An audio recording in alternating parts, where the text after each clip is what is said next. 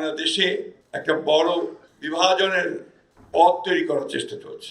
একটা গোষ্ঠী, একটা মহল ধর্মের নামে বাংলাদেশে একটা বিভাজনের পথ সৃষ্টি করতে চায়।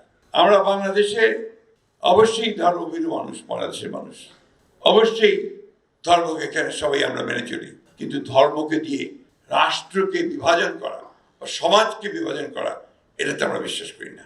আমরা মনে করি যে বাংলাদেশে সকল ধর্মের মানুষ একসাথে বাস করবে, একইভাবে থাকবে এবং 1971 সালে যে স্বাধীনতা যুদ্ধ হয়েছিল সেই যুদ্ধের মূল যে ভিত্তি কথাটা ছিল সেটা ছিল যে সকলের বাংলাদেশ। আজকে যে কারণে আমাদের নেতা যে স্লোগানটি দিয়েছেন সেই স্লোগানটি অত্যন্ত গুরুত্বপূর্ণ। এটা একদিকে যেমন জাতীয় ক্ষেত্রে তেমনি আন্তর্জাতিক ক্ষেত্রে একইভাবে গুরুত্বপূর্ণ, সবার আগে বাংলাদেশ। এটা কথাটা আমাদের বুকের মধ্যে গেঁথে নিতে হবে।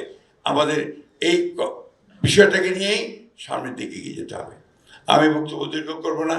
আমি আশা করব যে আজকে সমস্ত প্রতিবন্ধকতাকে দূর করে, তাদেরকে পরাজিত করে, সমস্ত অপপ্রয়াসকে পরাজিত করে আমাদেরকে বাংলাদেশি জাতীয়তাবাদী দলকে এগিয়ে নিয়ে যেতে হবে এবং তার সামনের সারিতে যারা থাকবে তারা হচ্ছে এই ছাত্র দল, যারা ভ্যানগার্ড হিসেবে, অগ্রবর্তী সৈনিক হিসেবে।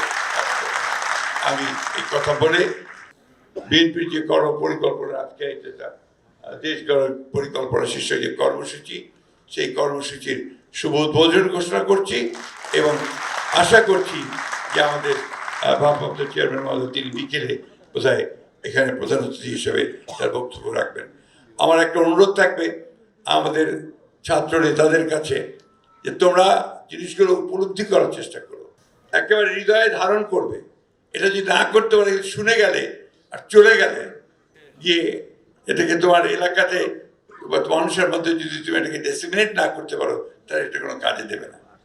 31 দফা অনেক করেছো না প্রচার, 31 দফা কি সবার কাছে পৌঁছতে পারছো? আমার কাছে মনে হয় না।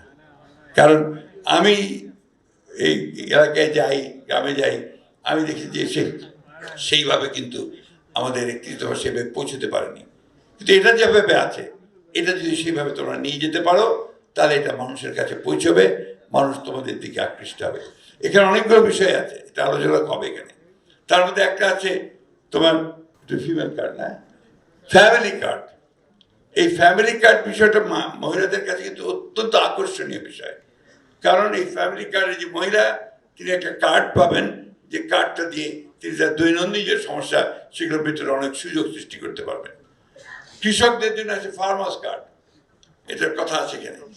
কৃষকরা তাদের সমস্যার সমাধান করবার অনেক সুযোগ পাবে। অনেক বিষয় আছে, আমি সেগুলো আলোচনা করছি, তোমরা শুনবে।